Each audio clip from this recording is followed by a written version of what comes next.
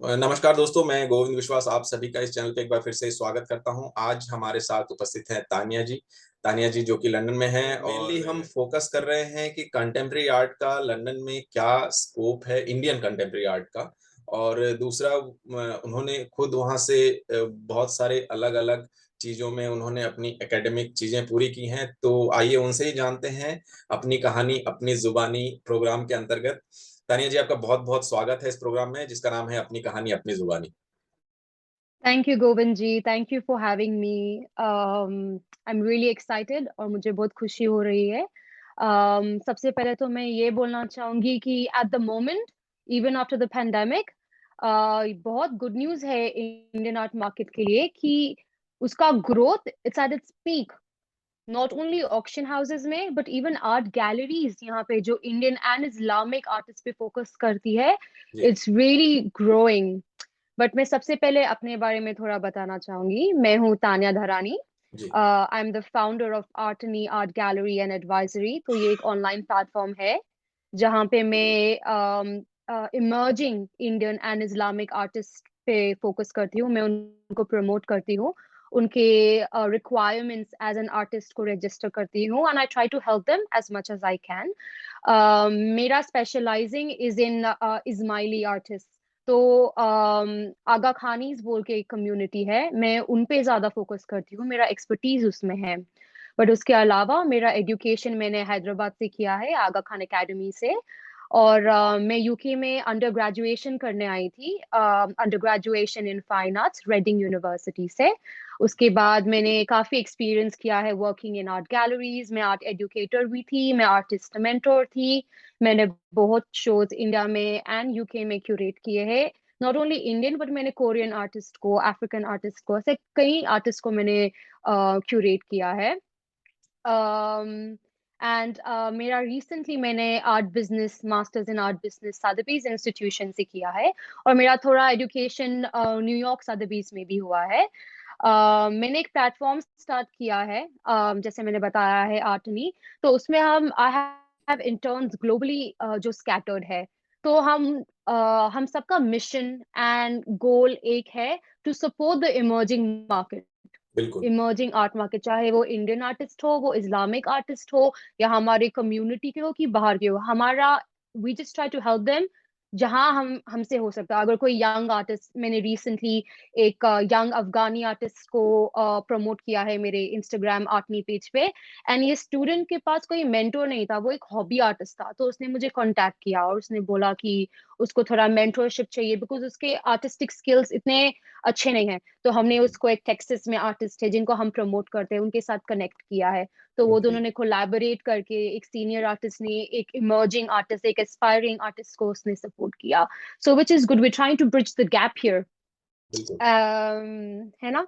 And yeah starting with the Indian art market, जैसे मैंने बोला है यूके में it's a really really good time.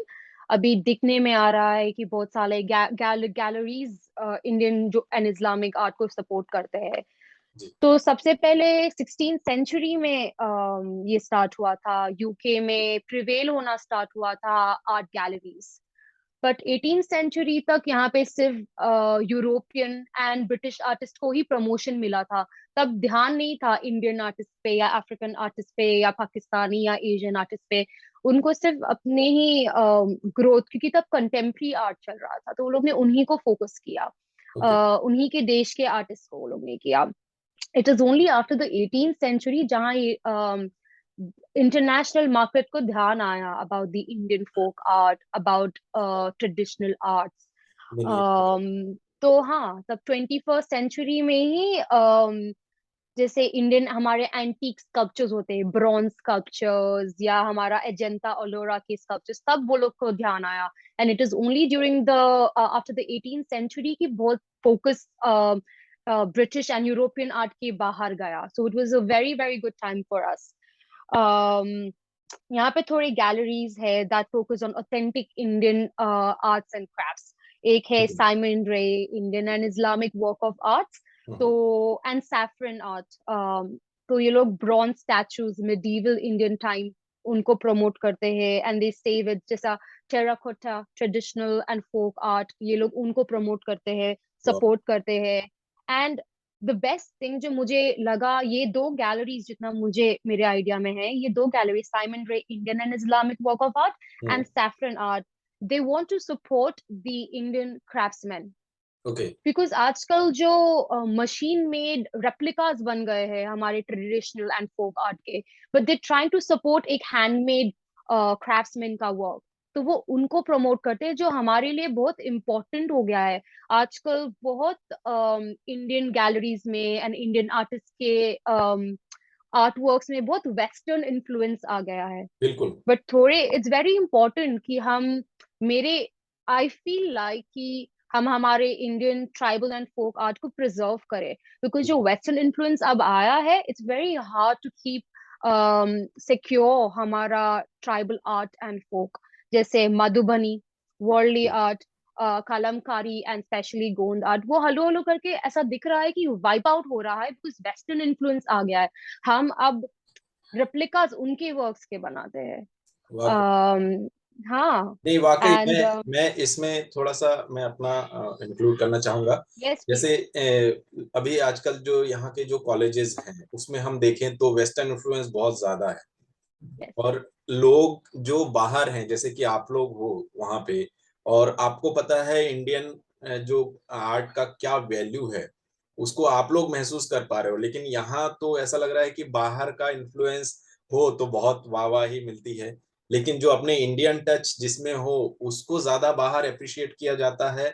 ये भी एक चीज है, क्योंकि वो चीजें यूनिक हैं और वो हमेशा हर जगह नहीं मिलेंगी। तो मेरे ख्याल से उस चीज पे ध्यान देना बहुत जरूरी है। और ये चैनल तो बहुत छोटे छोटे जगह के कॉलेजेस के स्टूडेंट देखते हैं, तो मैं चाहूंगा कि उनके लिए भी आप कुछ सजेशन जरूर दें।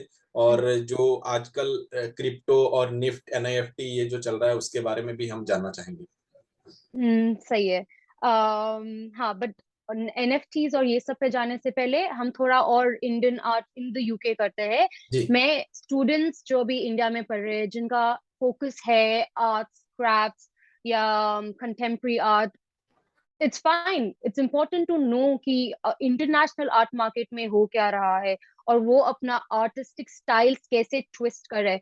फॉर एग्जाम्पल, जो प्रोग्रेसिव आर्टिस्ट ग्रुप था, जी। वो लोग का मेजोरिटी ऑफ ये आर्टिस्ट का इन्फ्लुएंस वेस्टर्न था। वो लोग, कहीं आर्टिस्ट वो ग्रुप में से इंटरनेशनली एडुकेट करके आए थे, ताकि वो लोग इन्फ्लुएंस हो सके हमारे इंडियन ट्रेडिशन से, इंडियन कल्चर से, है ना। बिल्कुल। तो आई थिंक उनका, इट्स वेरी इंपॉर्टेंट कि हम उनसे इंस्पिरेशन ले।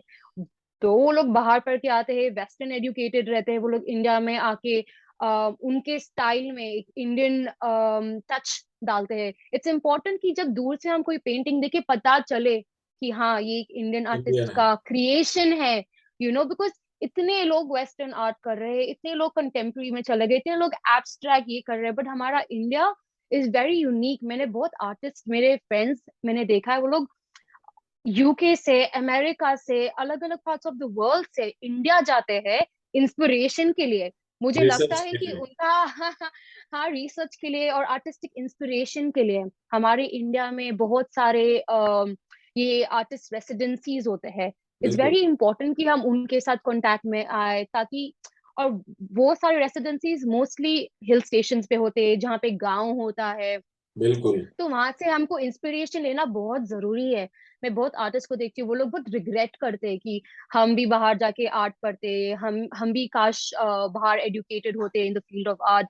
But I am telling you, the next world जो इंडियन आर्ट मार्केट है, उनका बहुत फोकस अभी इंडिया पे है। जब चाइना का आर्ट मार्केट इतना बढ़ गया है, India is the next emerging art market. जितना बिल्कुल। मैंने अपने मास्टर्स डिग्री में सदबी से पढ़ा है, बहुत कलेक्टर्स हैं इंडिया में जिनको बहुत ज्यादा इंटरेस्ट है ट्राइबल एंड फोक आर्ट में। सो इट्स इम्पोर्टेंट कि हम थोड़ा सा ब्लेंड डाल सकते हैं वेस्टर्न आर्ट में, but it's so important to like preserve हमारा हेरिटेज एंड हमारा कल्चर, हमारे ट्रेडिशंस। जैसे यहाँ पे एक वेरी इंटरेस्टिंग एक प्लेटफॉर्म है called the noble art stage, the noble stage. वो है ना, प्राइवेट कलेक्टर है, एंड वो बहुत ही modern and contemporary Indian artist को यहाँ प्रमोट करते हैं, लाइक पॉपअप एग्जीबिशंस करते हैं। ओके। एंड वो ऐसे ही वर्क सेलेक्ट करते हैं जिनमें दो वेस्टर्न इन्फ्लुएंस है in terms of paint brush styles, in terms of media, but उसमें कोई ना कोई इंडियन टच होता है, और ओके। यहाँ के लोग वो बहुत पसंद करते हैं, बिकॉज वाओ। इतना वेस्टर्न आर्ट है, इतना कंटेम्प्रेरी, बट यहाँ के जो प्राइवेट कलेक्टर्स होते हैं they love it. Okay. I am a very big fan of Vaikuntam Thota sir. Okay. वो साउथ इंडियन के अपकमिंग आर्टिस्ट है, he is a brilliant artist, मैंने उनके काफी वर्क्स कलेक्ट किए हैं. एंड इवन दो मैं यूके में रहती हूँ, मेरा पूरा interest is in collecting Indian art, Islamic art, specially ऐसा आर्ट जिसमें एक इंडियन टच होता है, साउथ इंडियन टच, या हमारा ट्रेडिशन का टच होता है. तो सिमिलरली ऐसे बहुत कलेक्टर्स है जिनका बहुत अटेंशन होता है हमारे ऐसे ही आर्टिस्टिक स्टाइल में. एक और गैलरी है, Grosvenor art gallery. They okay. do amazing. They support a lot of Indian modern and contemporary artists. वो थोड़ा कमर्शियल है, बट ऑब्वियसली आई थिंक यहाँ पे ग्रोथ बहुत ज्यादा हो रहा है, specially after pandemic. Very surprisingly after pandemic में और इंटरेस्ट देख रही हूँ इन एशियन आर्ट यूके में.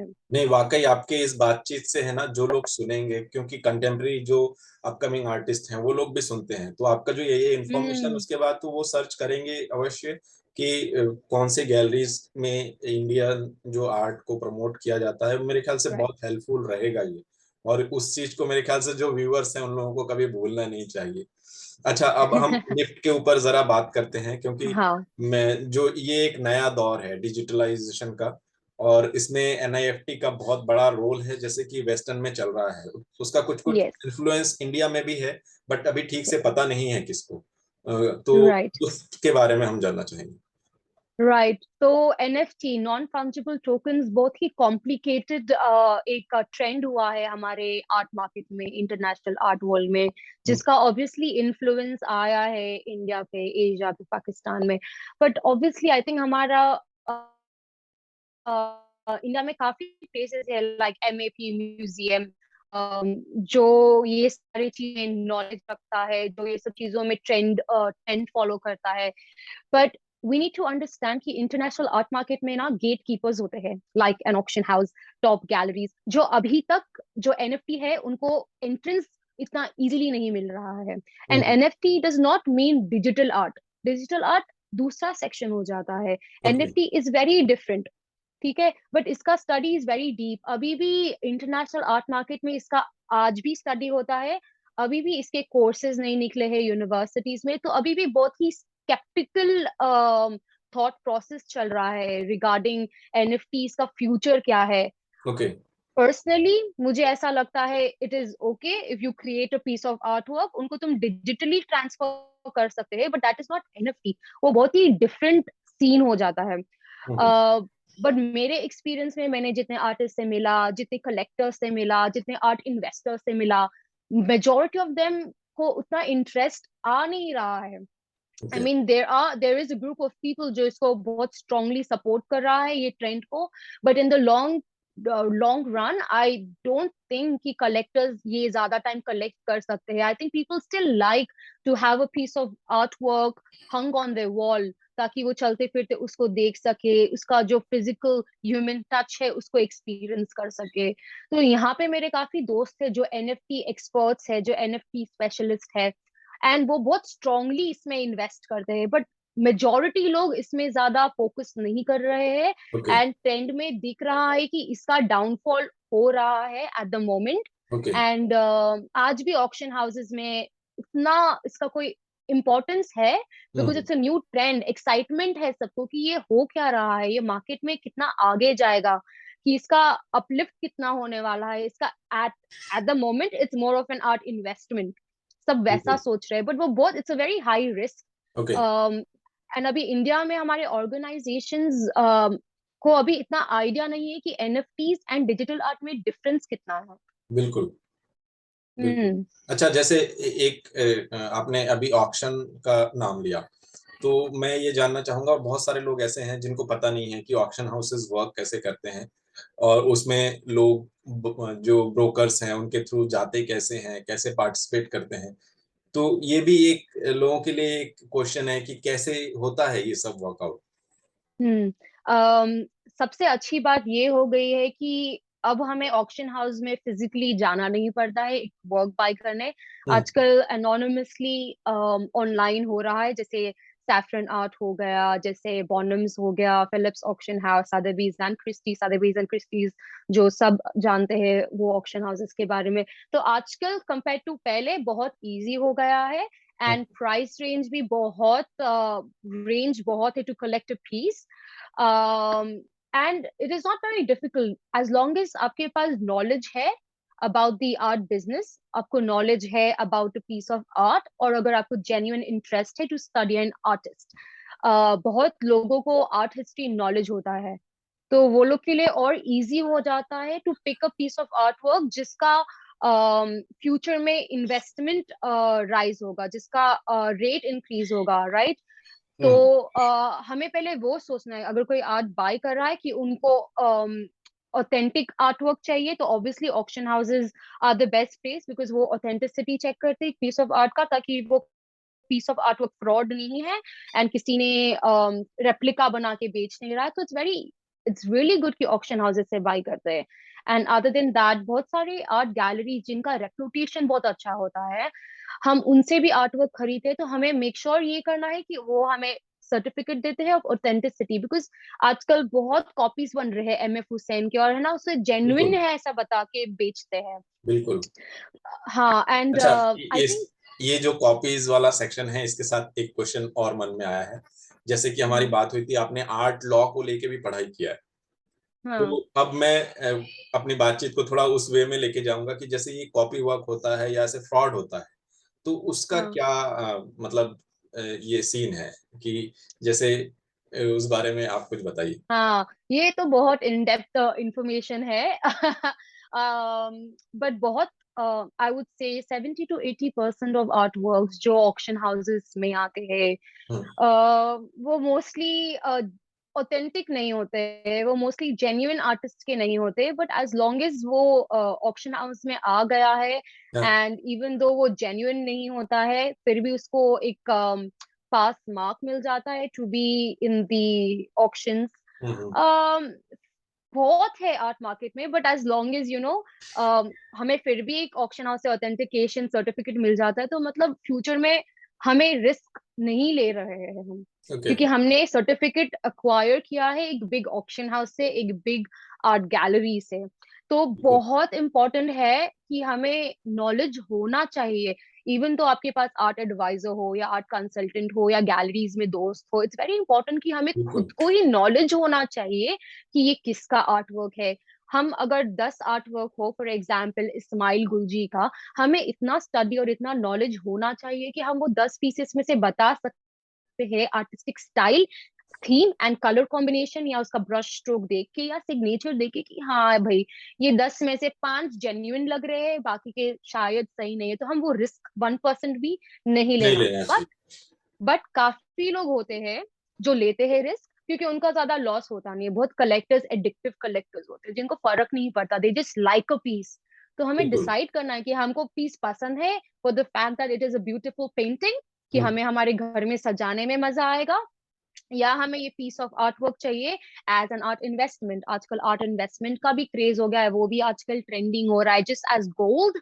आजकल लोग इन्वेस्ट करते हैं in a piece of art work जिसका returns is far far more than gold, या बिल्कुल far more than real estate। उसके लिए हम देखते हैं कि जो दुनिया के काफी अमीर लोग होते हैं वो पेंटिंग्स बहुत खरीदते हैं, क्योंकि उसका मेंटेनेंस कम होता है। अगर आप वही हम्म, पैसे का एक अपार्टमेंट लेते हैं या एक घर लेते हैं, उसका मेंटेनेंस बहुत बढ़ जाता है। ज्यादा एक तो होता है। एम्प्टी घर रहेगा, उसका मेंटेनेंस हाई होगा, फिर हमें रीसेल करना है तो हमें ब्रोकर के पास जाना पड़ेगा। वेयर आर्ट, वही प्राइस का अगर महंगा पीस है, हम वो सिर्फ घर में लगा सकते हैं या हम बिल्कुल लॉकर में डाल सकते हैं। 10 साल के बाद निकाल के हम ऑक्शन हाउस को बता सकते हैं कि हाँ, ये मैंने खरीदा, मेरे पास ऑथेंटिकेशन सर्टिफिकेट है। अब क्या, इट्स बिल्कुल सो इजी।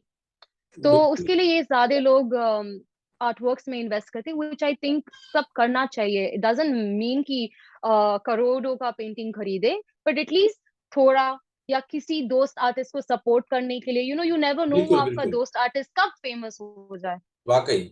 और ये चीजें हम्म। होती हैं, जैसे अगर कोई 5 करोड़ का घर बना रहा है, तो मेरे ख्याल से 10-15 लाख रुपए अगर उसमें खर्च करना आर्ट वर्क के लिए, तो रखना ही चाहिए। 2-3% आर्ट के लिए अगर खर्च करे तो उसमें कोई बुराई नहीं है।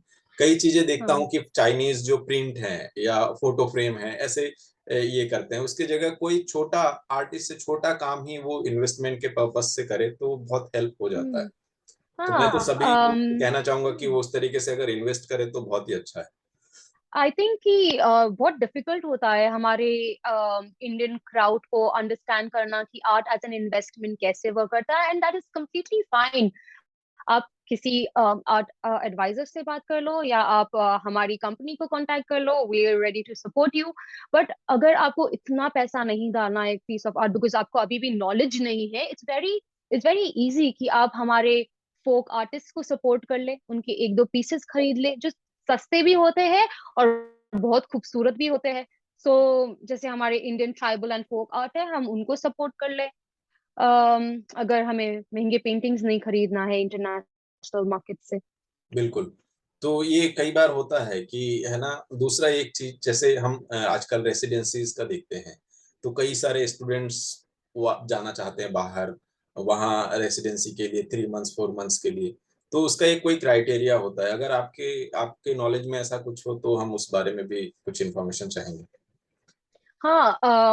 पहले तो एक आर्टिस्ट के लिए बहुत इम्पोर्टेंट है एक रेसिडेंसी में जाने से पहले कि वो पहले अपना जो ऑथेंटिक स्टाइल है, आर्टिस्टिक स्टाइल, वो पहले स्टडी कर ले। क्योंकि बहुत आर्टिस्ट कंफ्यूज है कि क्या वो कौन से स्टाइल का वर्क करे, उनका थीम क्या होना चाहिए, उनको नेचर पसंद है, लैंडस्केप पसंद है, या ह्यूमन फिगर एनाटॉमी पे स्टडी करना है। तो इट्स इम्पोर्टेंट कि एक आर्टिस्ट ऐसे चीजों में जाने से पहले कि कुछ स्टडी कर ले कि उनका आर्टिस्टिक स्टाइल क्या है। तो ये रेसिडेंसीज है ना, एक चेरी ऑन टॉप है। आप वहां जाते हो, आपको थोड़ा बहुत मेंटरशिप मिलता है, थोड़ा बहुत इंस्पिरेशन मिलता है, बट सबसे इम्पोर्टेंट है कि आपको वहाँ कनेक्शन मिलता है, आपको वहाँ बिल्कुल। नेटवर्किंग मिलता है। तो शायद आप ऐसे लोगों से मिले जिनका एक्सपीरियंस बहुत ज्यादा है, जिन्होंने पहले भी बहुत एग्जीबिशंस किया है। तो एक बार आपको आपका स्टाइल पता चल जाए, तो फिर बाद में आप एक्सपेरिमेंट कर सकते हैं आपके ऑथेंटिसिटी वाले स्टाइल के साथ, कि आपका ऑथेंटिक स्टाइल के ऊपर आप डिफरेंट स्टाइल्स ऐड कर सकते हैं। बिल्कुल। क्राइटेरिया हर रेसिडेंसीज का अलग होता है, and it is very important कि हम उसको भी सीरियसली ले। और सिर्फ इंटरनेशनल आर्टिस्ट रेसिडेंसीज नहीं, I think Indian artist residencies are very good. जैसे हैदराबाद में एक कालाकृति आर्ट गैलरी, उनका रेसिडेंसी है, and they are very good. वो लोग बहुत अच्छा मेंटरशिप करते हैं, एंड इट्स वेरी इंस्पायरिंग कि हम ऐसे एक्चुअली लोगों के वो साथ काम उन्होंने करते हैं। उन्होंने अभी बंद किया हुआ है, मेरी जस्ट अभी 2 महीने अच्छा। पहले बात हुई थी। तो वो बोल हाँ। रहे थे कि अभी सिर्फ वो एग्जीबिशंस पे फोकस कर रहे हैं, उन्होंने रेसिडेंसी बंद किया हुआ है। बट मेरा इन हाँ। फ्यूचर हाँ। में मेरा प्लान है, जो मेरे गांव में जो फार्म हाउस बन रहा है वहां पे मैं कुछ कोटेजेस ये करूं, क्योंकि वो एकदम बिल्कुल तालाब के किनारे है और ऐसा हाँ। एनवायरनमेंट जंगलों के बीच में, वो मेरे ख्याल से आर्टिस्टों को बहुत पसंद आएगा। तो ऐसे बहुत हाँ। से जगह हैं, जैसे उदयपुर में एक रेसिडेंसी है, वहां भी आर्टिस्ट आते हैं बाहर से और उनको ऐसा एटमॉस्फेयर चाहिए, अगर उनको सारी फैसिलिटीज अवेलेबल हम्म। होती हैं, प्रिंट की या व्हील की, जो हाँ। सिरेमिक के वर्क्स कर सके, तो आते हैं। और ऐसे लोग हाँ। यहाँ से बाहर भी जाना चाहते हैं, तो कुछ ऐसे एक्सचेंज प्रोग्राम के साथ भी हम लोग काम कर सकते हैं इन फ्यूचर।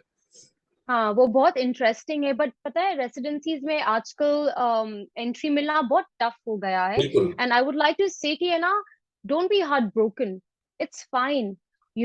आज नहीं कल एक्सेप्टेंस मिलेगा आर्टिस्ट रेसिडेंसी में, बट इट्स वेरी इंपॉर्टेंट कि हम अकेले रह के हमारा स्टाइल सर्च कर ले। हम खुद बिल्कुल। में कॉन्फिडेंट हो जाए कि अगर हमें कोई रेसिडेंसी ले नहीं रहा है, इट्स ओके, हम आज नहीं तो कल अप्लाई करेंगे, और इतने रेसिडेंसी प्रोग्राम्स है। तो हम हर जगह ट्राई करें, हार्ड वर्क करें। एक आर्टिस्ट की life, I will not lie, it is very hard. I myself, I use to be an artist. अभी मैंने 2-3 साल से मैंने पेंटिंग बंद कर दिया था, ताकि मैं मास्टर्स डिग्री पे फोकस कर सकूं, और मैं मेरा प्लेटफॉर्म आर्टनी स्टार्ट कर सकूं। और मैंने बस रिसेंटली पेंटिंग करना फुल टाइम स्टार्ट किया है। अभी मैं बार्न्स अटेलियर में full time classical realism study करती हूँ। और मेरा बिल्कुल। फ्यूचर में प्लान है कि मैं वो क्लासिकल रियलिज्म, जो एक रेनेसांस पीरियड से आता है, वेस्टर्न आर्ट है, उसको मैं ट्रेडिशनल इंडियन आर्ट में कैसे कन्वर्ट ये, करूँ एंड स्टडी करूँ। Indian tribal and traditional art के साथ एक वेस्टर्न इन्फ्लुएंस। बिल्कुल। बट आई नो एक आर्टिस्ट की लाइफ इज हार्ड, और एक आर्टिस्ट आई थिंक जब डिसाइड करता है एक individual to be an artist, you need to know, ये कोई 4 साल की डिग्री नहीं है, इट्स अ बिल्कुल life long lesson, it's a life long learning. एक artist never stops. If you are genuine artist, you have to be very strong to face rejection from galleries, from residencies, from universities, from colleges, and also sometimes from your own family and friends. बिल्कुल। But I think it's very important to like stay put if you're a true artist. वाकई ये तो होता है, और ये हम खुद भी अनुभव कर चुके हैं और करते भी हैं। तो सब आर्टिस्ट ये है, करते हैं ये। बिल्कुल। और आपको एक कंफर्ट जोन से बाहर आकर जब आप काम करना शुरू करते हैं ना, तो मेरे ख्याल से सफलता निश्चित है। और ये तो है, ये हमने खुद ने रियलाइज किया है, और हमने उस चीज को पाया भी है। और अंत में हम जानना चाहेंगे, जो नए स्टूडेंट्स हैं जो भी कॉलेज में पढ़ रहे हैं या पास आउट होकर बाहर निकले हैं जस्ट, उनके लिए आप क्या कहना चाहेंगी? um, मैं बस ये भी बोलना चाहूंगी कि सिर्फ ड्राइंग या पेंटिंग या हमारे आर्ट फॉर्म्स में स्टडी करना इज इम्पोर्टेंट, बट उससे भी ज्यादा इम्पोर्टेंट है टू स्टडी की मार्केट में कौन अपकमिंग है, वो लोग के आर्टिस्टिक स्टाइल्स क्या है। और आई नो आर्टिस्ट को अकेले रह के पेंटिंग करना पसंद है, ये सब करना पसंद है, but honestly it's very important to socialize. आप हर गैलरी जाओ, जहाँ पे मैनेजर है उनसे बात करो, क्यूरेटर से बात करो, आर्ट एडवाइजर से बात करो, और आप आर्ट मार्केट स्टडी करो। सिर्फ टाइप कर दो कि who are the latest contemporary artist, UK में कौन है, उनका आर्टिस्टिक स्टाइल क्या है, इंडिया के टॉप कौन है, उनका आर्टिस्टिक स्टाइल क्या है। And reading is very important, podcast सुनो, बिकॉज ट्रेंड के हिसाब से हमारा आर्टिस्टिक स्टाइल फेमस होता है। अगर बिल्कुल ट्रेंड कुछ और चल रहा है, आप कुछ और कर रहे हैं, तो बहुत हार्ड है। One main suggestion is really really socialize. आपके जो आर्टिस्टिक फ्रेंड्स हैं उनके साथ सोशलाइज करो। आर्ट फेयर्स में जाना बहुत इंपॉर्टेंट है, क्योंकि आपका जो चेहरा है वो लोग देखेंगे, और कल का दिन शायद वो आपको काम देंगे यही सोची कि उन्होंने आपको आर्ट फेयर्स में देखा बिल्कुल है, गैलरीज में देखा है, ओपनिंग्स में देखा है। तो इट्स वेरी इंपॉर्टेंट ये करना। ये मैंने बहुत लेट इन लाइफ सीखा है, but now I am trying my hardest कि मैं भी बाहर जाऊँ, सोशलाइज करूँ। हमारे जो art world, art market, international art market में जो अपकमिंग क्यूरेटर्स है, गैलरीज है, उनके साथ सोशलाइज करो, उनसे बात करो कि आप ये मुकाम तक कैसे पहुंचे हो। इट्स वेरी बिल्कुल इंपॉर्टेंट ये नॉलेज रखना। सिर्फ पेंटिंग करने से कुछ नहीं होगा। इट्स वेरी इंपॉर्टेंट ये सारी चीजें टू कीप इन बिल्कुल। माइंड। और हम चाहेंगे कि जो वहाँ पे आपके टच में हैं और जिनको हिंदी आती है, आप एक दो लोगों से ऐसे भी संपर्क जरूर करवाइएगा जिनसे हम बातचीत कर श्योर। सकें। और अंत में हम चाहेंगे कि आप चैनल के लिए 2 मिनट कुछ कहें। आई वुड से कि जैसे हमने बात किया कि आर्टिस्टिक, एक आर्टिस्ट बनना एक इंडिविजुअल के लिए बहुत ही टफ चीज होता है, वो डिसीजन लेना, फैमिलीज को एक्सेप्ट करना कि हमारा बेटा बेटी आर्टिस्ट बनना चाहती है, इसमें तो फ्यूचर ही नहीं है। But it's very good to know कि आपके जैसा प्लेटफॉर्म है जो इतने आर्टिस्ट को सपोर्ट करता है, and I am so like genuinely happy, and I would wish all the best to you and everyone who follows you. You're doing a great job. I'm really proud to know about you and your NGO and all the artists you're supporting. It is a very good deed. Thank you so much. No worries. Thank you, आपने इतना सारा समय निकाला तानिया जी इस बातचीत के लिए, और मैं चाहूंगा हम आगे भी इस बातचीत को कंटिन्यू करें Sure. कुछ नए इसके लिए। तो बहुत बहुत धन्यवाद। No नमस्कार। worries. जय हिंद। Namaste. नमस्ते। Bye. बाय। Thank you.